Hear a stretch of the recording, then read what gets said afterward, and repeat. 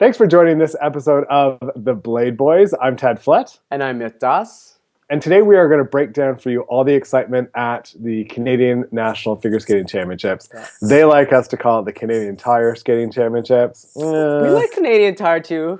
Girl, It's a little bit sponsor heavy for my take. I get my lawnmowers and I get my mops from there, okay? So we like Canadian Tire a little bit, okay? They got good batteries and yard stuff. Myth, please. You live like 20 stories up. How many lawnmowers do you have? Oh, that's true. Fair enough. Busted. Okay, so Myth, the big story, awesome. Like Patrick Chan is back, looked amazing. Man, was that ever exciting in the short program to see him finally get Mac is back under his belt.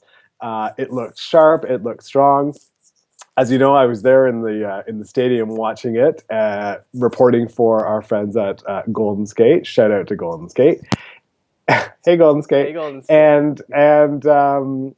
Like my heart was in my throat because I was convinced, like, it's like he got the quad triple, something's gonna go wonky on the triple axle, but then landed that, and then I was waiting for the rest of it, and to see, I was figuring, okay, he's gonna go down or he's gonna choke or pop the Lutz, and like lo and behold, he lands a beautiful triple Lutz. I was like, damn, this be a clean program. and it was honestly, it was a long time coming. People still need to remember that this is his comeback season, so for him to do and he hasn't actually done a ton of clean shorts like quad triple, solo triple, and then triple axle. He hasn't done a ton of those. Actually, not a lot of men have in general. So for him to do that in a comeback season and get it together at nationals after he's had a season of terrible short programs, or not terrible. Terrible in terms his one at the Grand Prix final was actually good, except for the fact that the way the points work, it actually wasn't very good. He ended up negating his triple S triple toe combo. But this was the first time he nailed that quad toe, triple toe. He got that triple axle, got it in there. And he also, like you said, he maintained his focus and he kept his triple Lutz. And the level of performance for Mac the Knife, I really liked this program for the beginning of the year when he was performing a preseason and stuff, but now we actually got to see it to its true potential at least once. Hopefully he also gets this for Worlds. His score of 102 something, I thought that was, nationals, yeah, you get inflated scores, but it would probably be above 100 points on a world level. If he had a second quad, he might be able to compete with the Javier Fernandez and Yuzuru Hanus, but regardless, if he skates like this, he'll at least set himself up for that podium and potentially to win, depending on how the other guys skate. It's hard to say because they do have a lot more content. But speaking of which, he actually upgraded his content, or he intended to upgrade his content in his free skate. First free skate he's done this season with 2 quad toes, and normally he does quad toe followed by quad toe, but this time he sandwiched a triple axle in between them.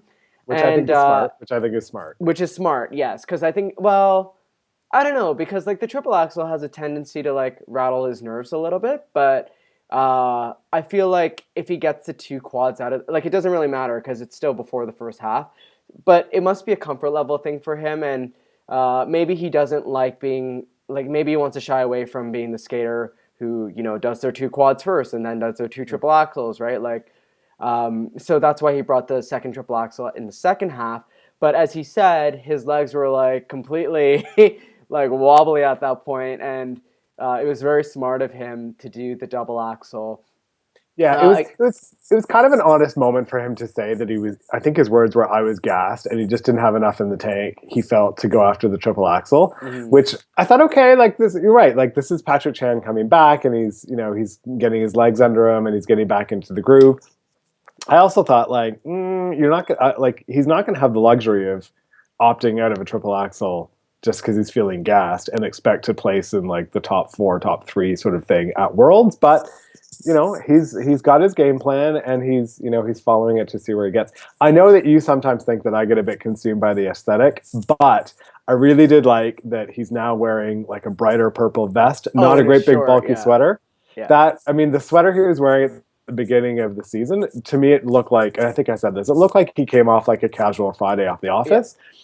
today or now he actually looks like, oh, okay, this is a proper short program costume. You can see the line that he's trying to make. And I had the chance to talk to his coach, Kathy Johnson, about the choice, and she said that you just couldn't see the line and it was too bulky. So this is a much better fit for him. I thoroughly agree. I think that the sweater was just. It was kind of. Remember that scene from Devil Wears Prada where Meryl Streep totally rips into Anne Hathaway for her blue lumpy sweater. Oh yeah, and she talks about the whole origins of that Yeah, sweater. and she goes to the whole origins and all that, and she just cuts into her. Like that Yep. is the talk that we needed to give Patrick Chan at the beginning of the season. But now he done raided Han Yan's vest closet, and he took the best damn vest that he could find, put it on himself, and you're right, it shows off his lines. It shows off. I think it's more in tune with the character of it. Totally. And I get goosebumps when I see a new costume like mid-season or late season, because I just think to myself, oh, they're up in the ante, even Elisavetta's half costume.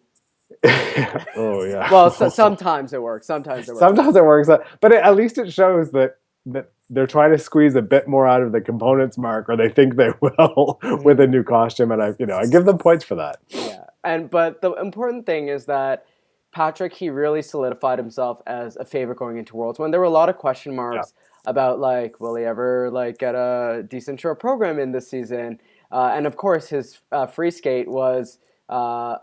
He did double the flip and he did double the triple axel, but still though, that is still a very solid program, and you got to look at he has to look at the bigger picture. He even acknowledges that he can't even at his best, it's going to be hard to actually not hard. It'll be impossible to beat somebody like a Yuzuru Hanyu who just has more technical content with the extra quad in both the long program and the short program. And the same thing with Javier Fernandez, who's also nailing that. So at this point, he's thinking more long term. And right now, he's doing what he needs to do, which is to get back out there and to really. And this Canadian title was one of his best short program, long program combinations. Other than, of course, the one where he scored about 300 a couple years ago. But kudos to him, because this must be a huge boost of confidence, and going into four continents, that's going to be. Do you think he's going to show up at four continents? I don't know, because he doesn't. He's named to the team, but I'm does he really need that at this point? I mean, he's kind of I recall when Michelle Kwan was getting up in her years of competition, she talked about skating smart and not always throwing out the full 7 triple arsenal. Every competition. She doesn't necessarily need that. I don't think he necessarily needed. I mean, it would have been nice to see the triple flip and the triple axel and a quad Salchow here at Canadian Nationals, but he doesn't frankly need it, and he's still building. I don't know what would be gained by him competing at 4 continents unless he wanted more mileage on the programs. He's did a clean long at Skate Canada, clean at Grand Prix final, clean at Canadians with the 2 quads. He's got a clean short program. I wouldn't be surprised if we hear that Patrick has withdrawn from 4 continents and we see him next in Boston. Yeah, I wouldn't be surprised either, but again, he wants more mileage. He'll probably want more mileage on the program, especially with the inclusion of the second triple axel. He'll definitely want to have a strong short program for the season, because again, he has yet to have a strong international short program this season, and I think that's a matter of importance to him going into 4 continents. Again, he doesn't have a ton of he'll have a lot of competition against Shoma Uno, who beat him at the Grand Prix final, so that's an opportunity to sort of gain back ground on him, as well as face off against Dennis Ten, who will be probably one of his main rivals for the podium at Worlds this year. So that I think 4 continents it's that opportunity where it's high level, but it's not the highest level. You're not competing against everyone. You're not competing against everyone who can necessarily take you out. Hanyu, he's not competing at 4 continents. Fernandez, obviously, since it's not Europeans, Fernandez just won Europeans very handily. It's kind of a competition where the stakes are high, but it's not quite Worlds yet, so you can still afford to finesse and still afford to test the waters a little bit. And now that he has these two solid performances from Canadian nationals, that should definitely give him the confidence that he can lay it down when he needs to. Yeah, interesting. It'll be interesting to see if he actually shows up at Four Continents. But stepping down to the other rungs of the podium, and there was a big gap between Patrick's scores and the caliber As of there his usually skating and what he is, put as in there there usually is. versus the Patrick is rest. kind But of in a league of his own, like he is. especially in But Canada. But that doesn't mean like there were still some very strong performances as yeah, and well. in that pack, Liam Ferris was able to jump atop of it, and you gotta like a guy. I mean, he has continues to raise the bar in his skating artistically and technically. I thought his, I mean, he did. I think he got points for his quad, or Yeah, at he least did. He one did. quad He of did. He quad. did. He did. His first quad in his free skate was great, and Right, his second quad not so much. And then he doubled his triple axel in the short program. right. He was struggling with his triple axel in this competition between the short and long program, but it's Which nice. he always does. It's just an Achilles heel for him. Yeah, but who would have thought that a quad would have been like better? Like he's clearly gone to the drawing board and understands that he needs a quad to compete, especially when you have like skaters like Kevin Reynolds. And even though they didn't really show their potential, Nam Nguyen and Elaj Balde, who had like Balde had an amazing skate at Nebelhorn, and if he had produced that here, he'd definitely be on the world team. But Yeah, unfortunately, he fizzled. And same with Nam. Like Nam missed both quads in his free skate. Like Nam was a bit of a disaster. And this season, I don't know. He needs to figure himself out. I think with Brian Orser, he'll like. I wouldn't be surprised if like his body's changing and it's affecting the way his jumps are because like he does look a little bigger now and yeah. he just He, need. yeah. He said that after the poor short program and the poor free skate, the media was asking him about, did he feel an extra sense of pressure or nerves because he's the defending Canadian Yeah. champion? And he said that a couple of weeks prior to Canadians, he was starting to really feel that and letting those voices come into his head. But he said the week before, he was really like clearing it out and he was feeling good. And he had relatively good practices in Halifax.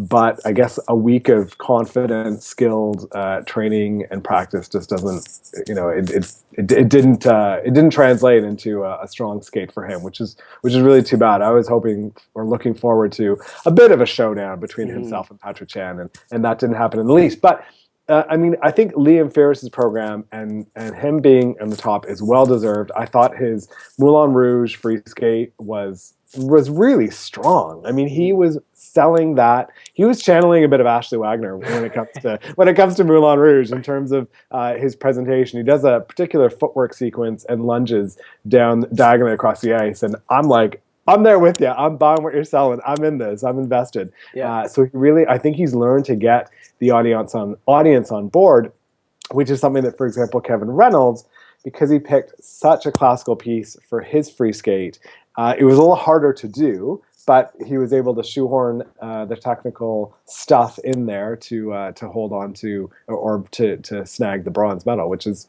great, a great comeback for Kevin Reynolds, and hopefully he will improve even more over time.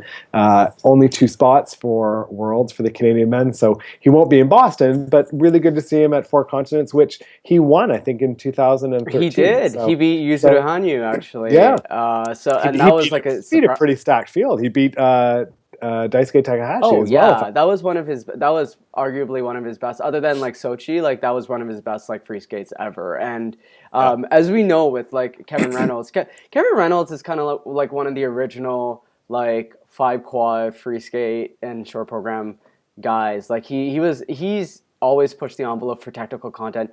He did 2 triple combinations in his free skate.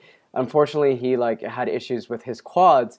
But it was nice to see him back, and like especially after nationals last year, like that was a disaster. That short program, like that was a disastrous nationals for him last year, and I'm sure he wanted to like, and he's always had like boot troubles and stuff like that. So he wanted to like put that behind him, and and also like I think Liam Ferris really showed that there is great artistic talent in Canada, and once he's getting the quads and stuff, and once he gets more of an international reputation, I don't like it's going to be very hard for him to break into that top tier, but it's nice to see him pushing himself technically. And he's always been one of my favorite skaters to watch because Yeah. he just has a very nice fluidity and a nice sense of calm Well, yeah, mine on the too. And ice. I think he's doing all the right things to make sure that not too many guys, like he's sticking his door in the, his foot in the door to make sure that not too many guys slip ahead of him. I think he's upped his technical difficulty with the quads. He's really working hard on his artistry, and it's showing. As opposed to some skaters who say that they've developed their artistry, and you're like, really, Max Right. Aaron, sorry, you know, He he's getting there. has, but He's getting there. we'll He's getting get there, to the but U.S. he's still, Nationals soon. But yeah, he's getting there. So there are skaters that, and I love Max Aaron, but an artistic skater, he's just not yet. Even if Black Swan is the music that's playing over the amp. But yeah, I think Liam is in really good shape to to pave the way towards 2018 and be a potential contender that some skaters like Nam Nguyen maybe wouldn't have thought would be getting in their way. true. Well, it'll be interesting to see how how Nam kind of regroups after this because I still think Nam is still that threat for against Patrick Chan. I don't know. He just had an awful season this year, but it's weird. I haven't seen the quad sao, which he was nailing all of last season. He added the quad toe, which he was nailing at the beginning of the season. Like I don't know what's going on, but like Nam needs to figure himself out, and I think come next season, like this placement at Nationals was a big wake-up call for him. And if Patrick Chan doesn't compete at four continents, one would presume that the extra spot would be for Nam. So the only reason I would not want to see that spot, yeah. the only reason I would not want to see Patrick Chan compete is for Nam to get some sort of redemption. But Right. I don't know. I think Nam might have to wait until next season, and he really needs to develop his artistry. Like that's something the judges just for whatever reason aren't giving to him. I mean, there are reasons for it, but I think next season we will see a different Nam, especially after a result like this, which was a bit of a kick in the pants for him. He's still spicy to me, okay? Like, Nam, he's still spicy, okay? Don't forget that. But moving on from the men, we also had a bunch of spicy ladies as well. Who did we ever? Did we At ever? Was there a ladies competition in Halifax or what? right? Like Yeah. that was a very very very good Canadian ladies competition. Like that's Yep. not normally you'll get like one or two great it was kind of like last year, right? Like obviously our top three skaters, Chartrand, Dillman, and Osman, like they all lit it up. But then they were like also great. Like Veronique Mallet also had a great free skate as well for her. And there were also some great performances in the short program by a variety of Canadian skaters. But we're going to talk about the podium, particularly the new Canadian champion for ladies, Alain Chartrand. She delivered an amazing short program, very reminiscent of her short program at Rus-Telecom Cup of Russia. Yeah. And thankfully, girl decided to like leave the triple axel out of the free program, and she performed. And she was like, you know what, never mind the triple axel. I care more about getting this Canadian title, and Yeah. it's a good thing that she did because Gabby Dillman also had a fantastic free skate. If not for the fall in the short program, it would have been a lot closer. Yeah. I really like Alain Chartrand's Alain's Pina short program. I think it suits her to a T. When I first heard it in Oberstdorf, I thought, oh boy, she's taken Savchenko and Solkovy's music that was so well known to them in the 2011-2012 season. Yes, but I think she's made it her own, and it suits her. She looks great in it. She shared with us that she bought her costume off the rack. You can't tell; it looks great. She's just a down to earth girl. She also. Yeah.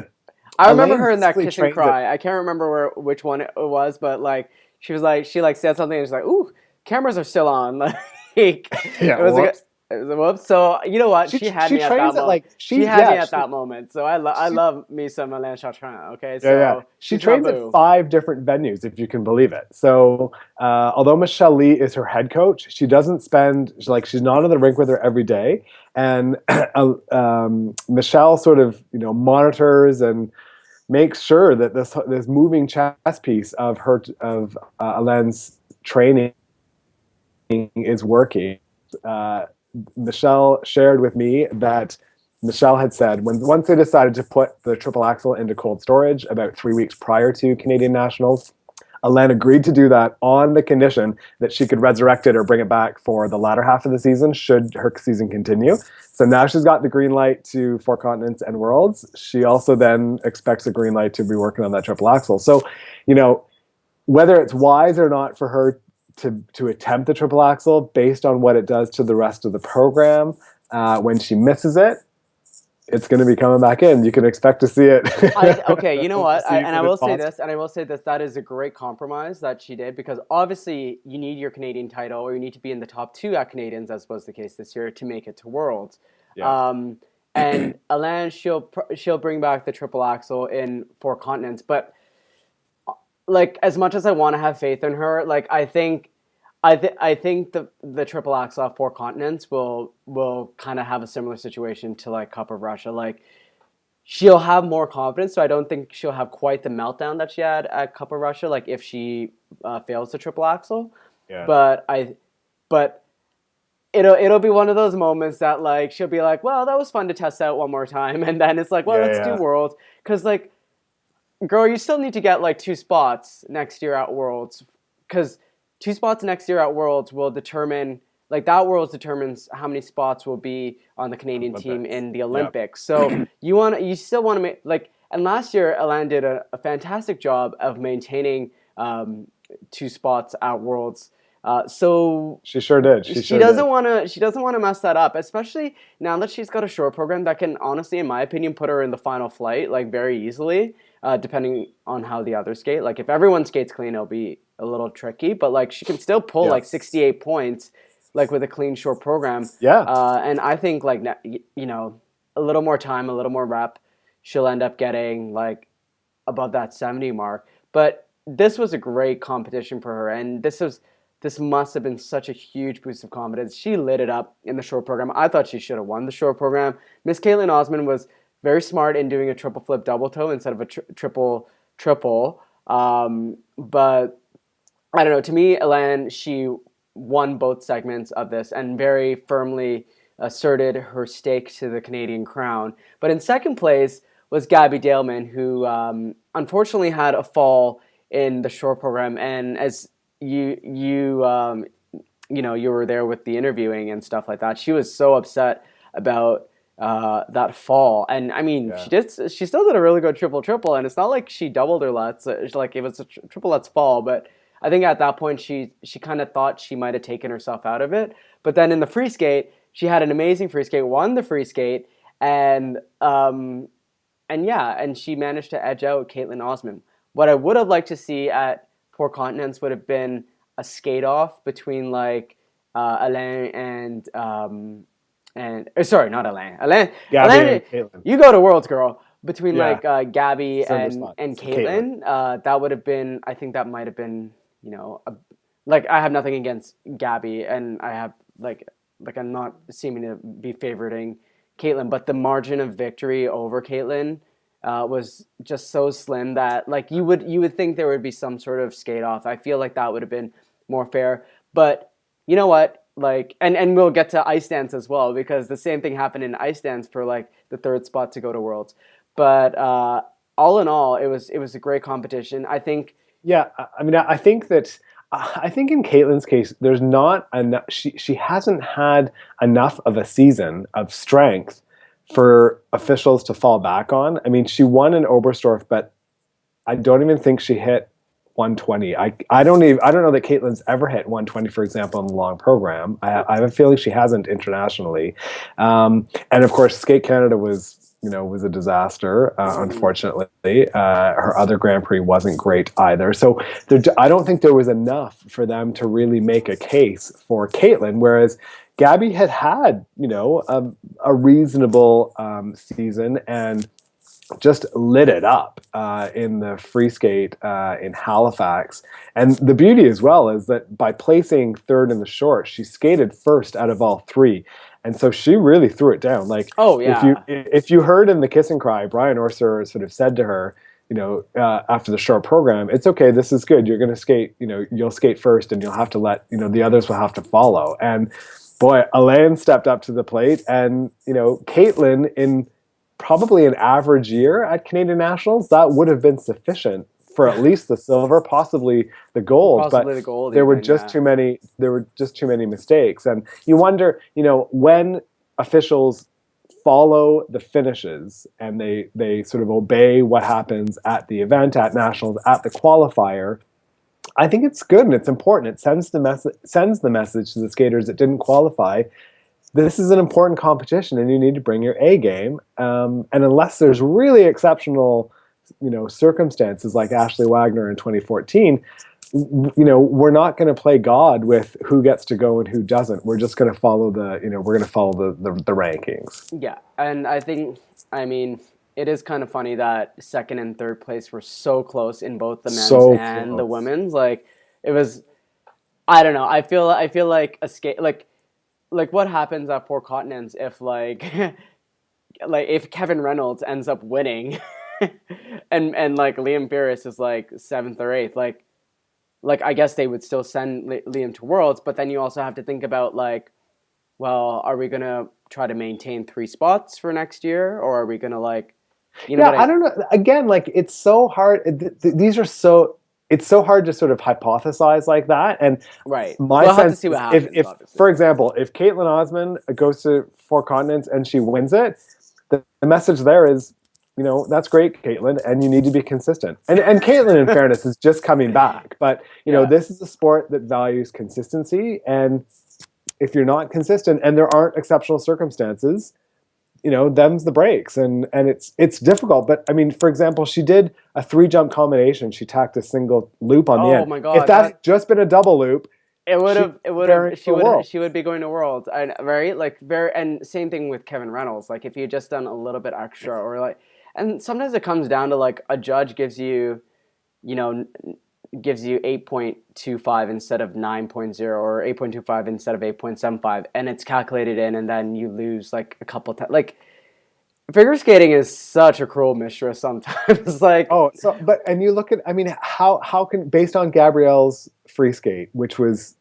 outstanding, yeah, how do you say no to that? Like she I was agree. she was I spectacular. actually, you know what? I would have actually, like in that context, I would have actually been kind of upset if Caitlin was like given the silver medal. Like I don't know about like going to Worlds and whatnot, but at least in terms of the placements, this was totally fair. Caitlin should have been third, and Gabby should have been second, and Alain should have been first. I mean, I don't disagree with the placements, and frankly, I am glad that like Caitlin, especially after that short program where she didn't do a triple triple, and she was given like 35 components, and then the next, like Alain was given like 30. Like it was very clear at that point that like she got a higher short program score than Paulina Edmonds south of the border, who skated with a triple Lutz triple toe. Like, right, okay, the judges were very generous, but I'm glad that totally. it didn't end up in the long run. I'm glad it didn't end up like affecting how the placements, in my opinion.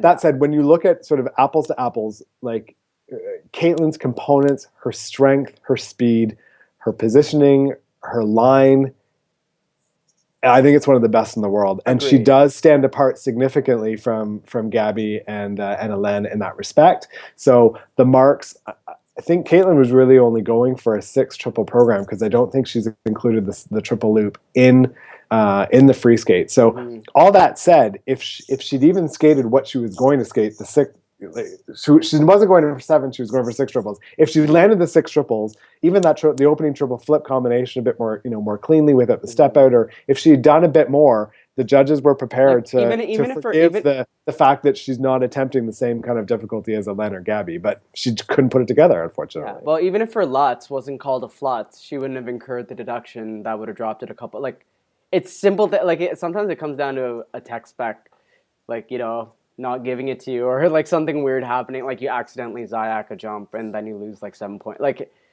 I don't know. The system works in weird ways, but you know what? The placements I don't disagree with, and it'll be nice to see these girls at like Four Continents and see what they have to bring in that competition as they face off against the U.S. ladies.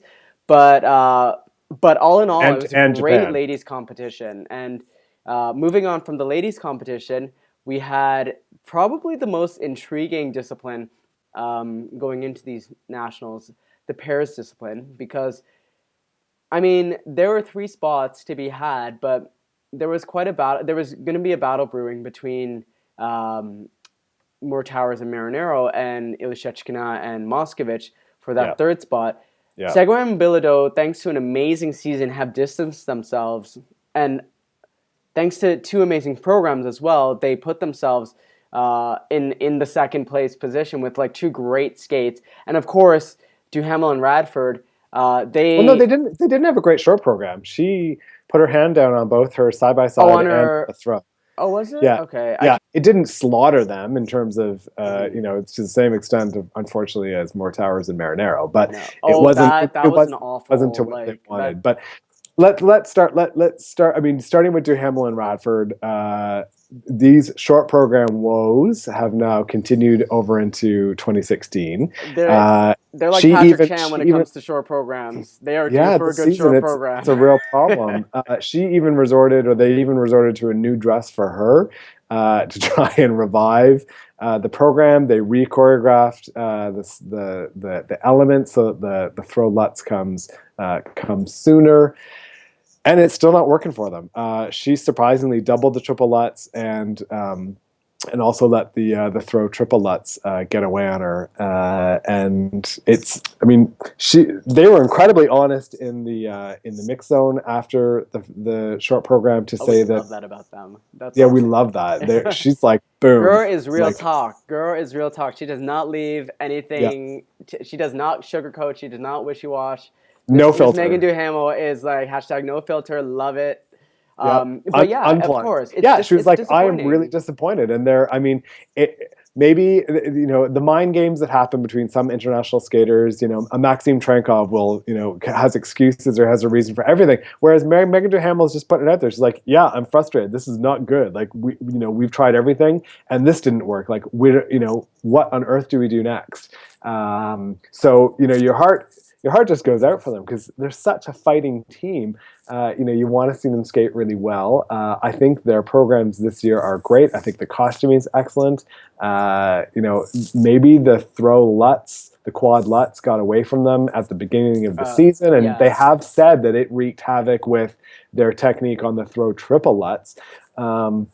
Yeah, it's tricky, but they rebounded, like a very different team for the long program. A couple really tiny little errors, but Mhm. nothing to get too worried about, Oh, and a it's still good stepping stone fantastic. for four continents and worlds.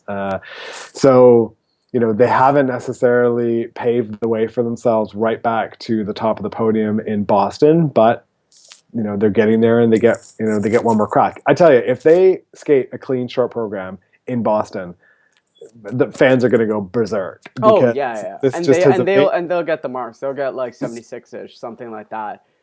They'll definitely get the marks because now they have being world champions. They have the reputation, so Yeah, they're not going to be held back by like components by like the judges, and they definitely have the technical chops and the grade of execution as well. Now that they've improved on that, they're ticking all those boxes. They just need to get it together and I mean, it's very hard to defend a world title. Tuktamisheva totally. won't be defending her world title. Fernandez, as amazing as he's skating, will still probably lose out to like Hanyu, who has incredible difficulty.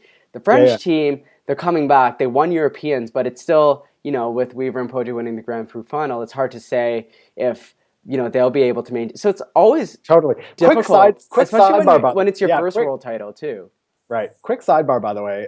Based on Pogorelaya's performance in Bratislava, do you actually think that the Russian team might do a bit of change up No, there? no way. Absolutely no way. I don't Really? think I She don't had think two horrible tumbles in that free skate, she had and two. also I think she doubled the. She didn't do a clean short. She it was clean, but I think she did a triple double instead of a triple Mm. triple. If she had placed off the podium, then Russia might have had an excuse. But there's no way. Like Tuktamisheva was Well, so let's far see. behind. She was so well. If not Tuktamisheva, like there's so many people. It's not just if Liza Yeah, gets in. There's Lipnitskaya ahead of her. There's like, I'm trying to remember like yeah, the but other. you got to think Alexa Machine he's working the back halls of the I don't corridors of know. power at the Russian Skating Federation. I don't But know anyways, if back to Liza goes to Worlds, I might have to have a bit of a silent pro because you have to be fair. It's kind of like Caitlyn like coming third, come right? on. Like you want to be Liza is fair. the world champion. Girl can do a triple axel. So Lipnitskaya was the world silver medalist, and she didn't go to Worlds the following year because she bombed at nationals. Like again, these national competitions is where you have to lay it down. Obviously, the Russian Federation they have a tendency to pick their team later on. I think they're only picking in like early March who their team is. Unlike the Canadians and U.S. who like essentially like you know True, but after the event. before the gala like they announce the world team and sometimes I wish the Canadians and U.S. federations would kind of take a moment like scale back like yeah you wanna give these skaters credit where credit is due but like you also have to be smart about like who you're sending to Worlds. And I'm all for like fairness and all that stuff like that, but I'm also all about like playing it smart Okay, too. so listen, that was my tangent. Anyways, that was our little Back on tangent. track. So Pairs event at Canadian Nationals. So Duhamel and Radford, did really, ultimately, got their spark back for the free skate. Really happy as well for Seguin and oh Bilodeau, yeah. who, the free skate also was really strong for Nailed it. them. Nailed it. And, they will be, I wouldn't have thought they'd be a medal threat at Worlds. Who knows? I mean, the teams will be stronger at Worlds, but hey, I'd be fascinated to see what they do at Four Continents and then how that translates into a really awesome stepping stone for them to Worlds because they're doing incredibly this season. At some point, the judges are gonna have to give it to them for like it's kind of like with Medvedeva and Uno and other skaters who are like you're new on the scene or well not even new because they've already had a Worlds where they skated really well anyway. Like they're like I said it before, like they are the most consistent pairs team this year. Like other than like yeah, from the Grand Prix onwards, they've been the most consistent pairs team, and like the judges need to give it up for them. Like Grand Prix final, great. They ended up scoring over 200. Yep. Here they skated two great programs, Yep. and at some point, like the judges are going to have to give them the components marks, which Well, were except that they're not. I mean, they're not quadding yet, and so it's hard to right. put them in the same league as as those who are attempting really really difficult stuff or Right. triple combination side But by I side think kind I of thing. think reputation isn't quite their friend right now. Like Europeans, Savchenko and Musso aren't quadding either, right? And they're kind of a new Yeah, team, right? But they're good. but But look at the elements; they're I unbelievable. agree, but I also think that like Seguin and Bilodeau have very strong elements. They're not the most spectacular team to watch, but they're so solid, and you get a great sense of ease. And their short program is great like Yeah. performance piece as well. Yes. So I Agreed. think I Yeah. think they at least we like knock on wood. At least they don't have to like worry about whether Canada will have three pairs teams to represent them at the following year's Worlds because I think like right now with also the third team who we should talk about Ilishechkina and Moskovich who had a wonderful free skate, a small error, but like their short program was pretty decent.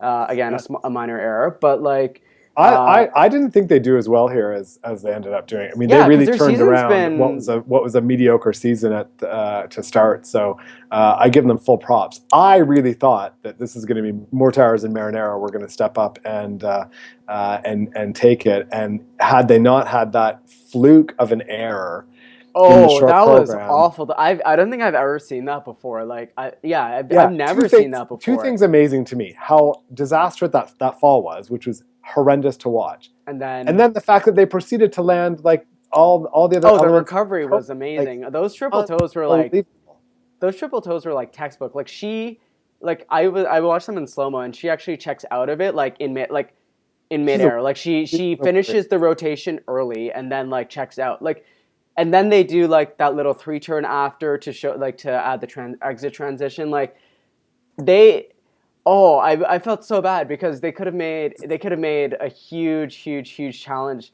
for Ilishechkina and Moskovich and really put the pressure on. but they took themselves out of it like Yeah. immediately after that short program. Yeah, I thought going in, the most interesting competition was going to be the pairs because you've got Oh, four yeah. strong teams and three spots. But this is the kind of thing that happens, right? Like just when you think it's going to be an absolute, nail biter and brawl, somebody totally, disqualifies themselves, so to speak, from the competition, which they did after the short program. It was going to be highly unlikely that they would be able to Yeah. gain much ground on Dylan and Lubov, and that's exactly what unfolded. I thought Dylan Lubov's short program was dynamic and excellent, and I love that direction. The free skate is a bit softer and classical, which I don't think suits them as much personally. Even despite their Russian ancestry, I don't think it fits them quite like a glove the way the short program does, but they skated it relatively clean. She had the little error on, doubling the side-by-side triple the first one, and I thought then she'd do it to the second set as well because it would play in her mind, but she didn't. I mean, she's quite strong mentally too, and then landed, I can't recall if it was the toe or the salca, but the second sets, she tripled that, and it looked decent. So, she had a couple squeaky throws, but all in all, a worthy team to send to Boston as well. Yeah, for sure. I think even if Segua and Bilodeau, for whatever reason, like completely mess up and puts the three spots in jeopardy, I think Ilishechkina and Moskovich have the potential to like still save. Like it's always nice to have a failsafe going to Worlds, right? So Yeah, true. That's what you have to sort of think about when you like send these spots. Like, okay, so you need like if you send two skaters, they need to like add up to 28 or whatever. So one of them needs to essentially come top 12. And if you have just one skater, it needs to come top 10. If you have three skaters, well, if your second and third option can both end up in the top 12, then you're at least maintaining two spots, which is like as it's what the goal should be for like, yeah, obviously three spots is the ideal, but like the goal should at least be two spots so you don't end up like the Russian man in Sochi, right? Not going to talk about that drama. But poor Maxime Kotvin. Oh, well, he got his bronze at Euros. But and he got his third Russian national title as well. So kudos to him for that. Even though I'm sure people are like fuming that it wasn't like Pitkaev or Voronov or somebody else. But anyways, we'll talk about that in a bit. But yeah, so that was the pairs competition for Canadian nationals, and of course we have one more discipline left, and that is the ice dance competition. And of course, it was a foregone conclusion that Weaver and Poje would end up winning, and of course they did. I mean, there's not much to say about that because, like, it was their second national title, so like but unlike the other ones like Nam and like Gabby. And like they were more in the line of like Duhamel and Radford, where they didn't really have to defend it so much as like skate well to like set themselves up for like when they face harder competition later on. Yeah. Just had to throw their boot on the ice, really. Right. Well, pretty much. But again, like Caitlin and Andrew still delivered a wonderful program, and of course, like nationals is a stepping stone to Four Continents and Worlds. And Four Continents, that's when they are going to face against like some of the U.S. teams, like the Shubutanis and Chalk and Bates and Hubble and Donahue. So they still don't want to like slack. They want to, and it's not like those judges at Four Continents and Worlds are still watching national competitions like Hawks and like seeing, okay, like who's starting to build and who are people that we should kind of watch out for, and where can I like look for deductions, like especially in ice dance where you have to be pristine at all times. So Caitlin and Andrew delivered a great set of performances. Gillis and Poirier also had some wonderful skates. Like, what did you think about them? So I like both their programs, and I thought they skated them well. They got enormous marks in the free skate from the judges. I think 109. Real it's big. It's a nationals. So. It is nationals. I just sort of thought, oh, okay, they have definitely solidified their place as the Canadian silver medal. Which I thought, okay, they qualified for the Grand Prix final last year, so they were definitely, I would think, top two. This year they didn't qualify. I wasn't sure sort of how that would shake out, and the Canadian judges seemed to really say, we adore you. And they had a costume change. They've gone from the black-gray to black-red. so that it's, I guess the program's a bit warmer and a bit more colorful. I thought they skated really well, and they continue to, show themselves as a team that's, more alternative and more unique, quote unquote, weird or something, which it seems to be suiting them really well. And yeah, I mean, they were spot on. There's hard to dislike anything about them. And I think, frankly, if Weaver and Poirier weren't on the scene, we'd have more to say about Gillies and Poirier, because there would be more spotlight on them. And I think they're a world's top 10, maybe even top 5 ice dance team, but they sort of exist in the shadow of Weaver Poirier, and it'll be Yeah, interesting to they see it. almost made the Grand Prix final this season. Actually, No, totally, there were totally. like actually just a couple. Like if Trophy Eric Bompard, like they were second after the short dance, which was a surprise against Hubble. Oh, or third, I can't remember, against No, Hubble. they were second after Hubble and Donahue, and I think they were third at Skate America. Yeah, yeah, I can't remember where I it think they was. were third after Chalk and Bates and And Katsalapov and Sinitsina maybe. thank you. Yeah, yeah. But regardless, like if the free dance had happened at Trophy Eric Bompard, where Gillis and Poirier were slated to win, like they would have made the Grand Prix. So that they've had a little blips to their momentum this season, but it'll be interesting to see where they stack up against the U.S. teams, particularly Hubble and O'Donoghue at Four Continents. I think Hubble and O'Donoghue have the edge because I frankly love that team. I think they're sensational. But Well, hey, but you, I but I Frank, think love but I it. think They but I think Gillis and Poirier, they are staying true to themselves. They're not pandering to, like, okay, that sounds wrong, but like they're not trying to become this like lyrical classical, like let's choose like some new age music type stuff that all these teams are doing, which the judges seem to be responding to. They're still going quirky. They're still choosing interesting music. They're still choosing interesting movements in their ice dancing, and I got to give it up to them for kind of for at least being a unique, true to themselves team. And totally. I just wish that the judges would eventually give them more credit for it. But like they're kind of like with Born and Kratz or like Or like Drobiazko, Rockamo and Coco from Finland. Rakamon Coco, It takes a Drobiazko while. Vanagas, It takes a while Dubray and for. Lazon. Like it takes a while for the international judges to respond to teams that go against the grain or go against what's conventional. So I'm glad that Gillis and Poirier are sticking to their guns, and I hope they'll be rewarded for it more next season, because obviously their basic skating and their connection. Let's remember they're not like the newest team like together. Like it's improving over time, and I really hope that they can crack the top. I think top 5 is too ambitious. I would say the top 6 or top 7 of worlds would be a great goal for them. But it'll be interesting to see how that happens. But then in like third position now, okay. So Ted, I was in Vancouver last week, and I saw the ice dance competition actually on the plane back, Okay. and so I'm like sitting in my seat, like I don't want pretzels. I'm watching, like I'm so and then so I see uh, Paradis and Roulette Yep. skate a fantastic, like they're Simon and Garfunkel, like Bridge Over Troubled Water, like that. Yeah. It's Like beautiful. man, that's great ice dancing. That's great basics. That's great skating. And I'm like, this is gonna be really hard for like Paul and Islam to beat. But I think Paul and Islam, because they're kind of the putative third place team, Yeah. they've got it if they go clean.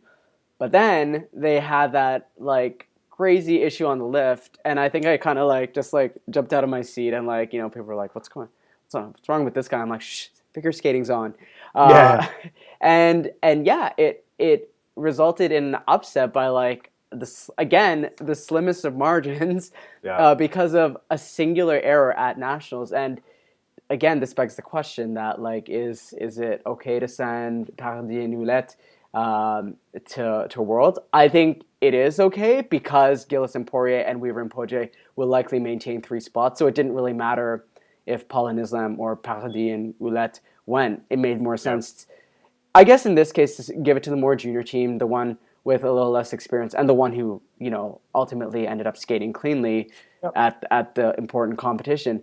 But Totally. Paul and Islam, oh man, I felt bad for them, because like they've been working so hard to improve this season. They've actually had some great skates on the Grand Prix, Yeah, and this was it just a really heartbreaker. showed in the short dance too. I Yeah, mean, their short dance was really strong. They got the levels that they wanted. It was looking like they weren't just going to settle for the bronze. They were fighting. They were in there, in the thick of it to snag the bronze, and then it got away from them, of course. And the free skate. I think the wrinkle is apparently Parody and Willette do not have the base, the minimum the technical minimum requirement technical to score. qualify for Worlds. Oh, So the four continents will be really pivotal for critical. them, and to hit that number, and then they can punch their ticket to Boston. I'm pretty sure they. I'm pretty sure they will be able to, but like, I think they will too. yeah, like they simply haven't had like a ton of time on the international scene. Like Hmm. like they were at Skate Canada. They got a bronze at the U.S. Class, so it's not like.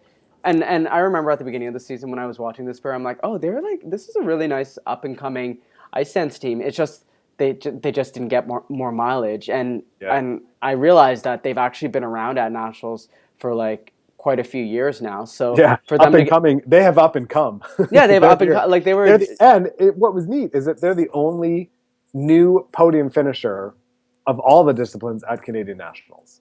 That's So, I right. mean, hats Yes, they off to them, because in are. every other discipline they were, repeat medalists, and they were the first newcomers to step onto the podium. So I give them full points for that. It's exciting to see. That's all I got in terms of my wrap up of Canadian Nationals. Unless there's anything you want to No, and throw in. that's all I got. So thank you for watching. Again, thanks to Golden Skate for all their support of the Blade Boys, and also check out their discussion forum if you want more discussion. Imagine that on a discussion forum. But I'm Butch. But also, they host great videos. It's a great place to find out about like up and coming events. And stay tuned because we will also be recapping the U.S. Nationals, which happened at the same time. So Why do they do that? Why I don't doesn't know. why doesn't They US try to. Figure They're Skating making our Canada? lives so hard. Do they not know we have recaps to do? Yeah, I'm They like need to stagger them. Not that I'm like jumping that between CTV and all this work NBC. goes It's too much. It's too much. People need to start talking and sort themselves and out. this It's not and good. right, exactly. I mean, the U.S. Canadian rivalry, like we have our little plaid lumberjack T-shirts, but we also our plaid little lumberjack shirts for the Canadians, but we also got a lot of love for our American friends. So we will get U.S. Nationals up in a bit, but Yeah. for now, that is the Blade Boys signing off. Feel free to follow us on Facebook and Twitter, and we will see you in the next recap. Yeah, awesome. Thanks for watching. Thanks Bye. for watching.